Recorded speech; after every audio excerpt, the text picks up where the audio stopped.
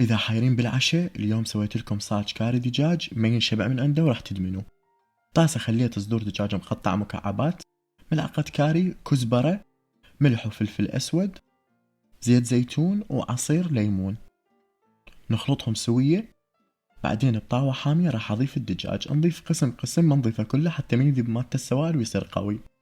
بعد ما نحمسه راح أضيف عليهم بصل، أحركهم سوية، ملعقة صغيرة من المعجون، نحمسهم شوية سوا، بعدين نغطيهم ونعوف لحد ما يذبل البصل. بعد ما ذبل البصل ضفت ملعقة كبيرة من القشطة وربع كوب مي، إذا عندكم كريمة طبخ بعد أحسن بس أنا ما متوفر عندي. نغطيهم ونعوف لمدة 3 دقائق. بعد ما استوى الدجاج بهذا الشكل راح ناخذ خبز الصاج، أو تقدرون تستخدمون صمون، أي شي يعجبكم.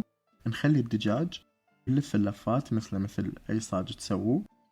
بعدين تكملون كل الكمية اللي عندكم وتكبسوه بالكابسة أو بالمقلاة بكيفكم، وراح يصير وياكم بهذا الشكل. صدقون ايش قد ما أقولكم طيب ما راح يكفي، جربوه وألف عافية يا الغالين.